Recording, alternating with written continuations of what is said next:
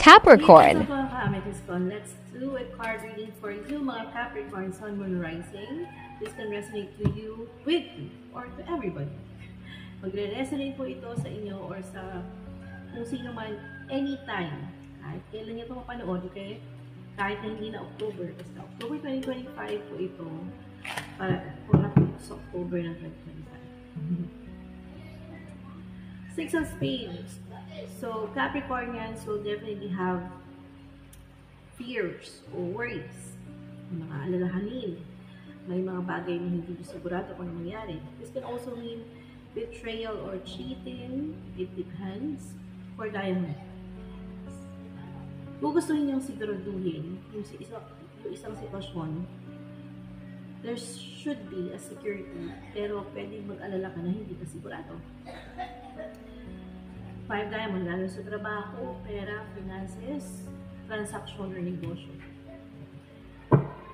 Dahil nasa panahon ka, currently, bago mag-October, ng merong mga pagsubok. Parang may karmic effect. Okay? So, what will happen to you, my dear Capricorn, Sun, Moon, Rising? Your partnership and collaboration will definitely give you improvements, developments, or achievements. Lalo na kung may kapartner ka to move forward, to have a long distance partnership or traveling journey. Ayan. Anything that can resonate with you. Okay. Sunod naman natin ang ating tarot card.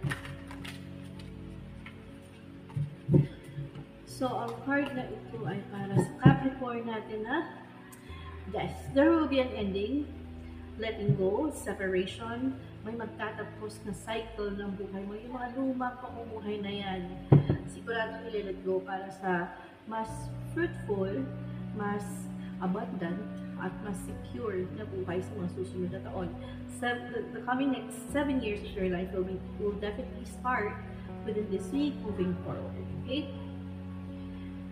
Justice in reverse, especially if there's no justice, kung walang documentation, walang legalities, everything is all off and wrong for you, mag-uumpisa ng i-reorganize ng universe ang buhay. Okay? May mga pag-organize, direction na gagawin sa buhay mo. And transformation in reverse means ayaw mo man ng pagbabago. Ayaw ko ng mga transformation eh. But the power will be coming out from transformation. Sa pagbabagong naganapin sa buhay mo,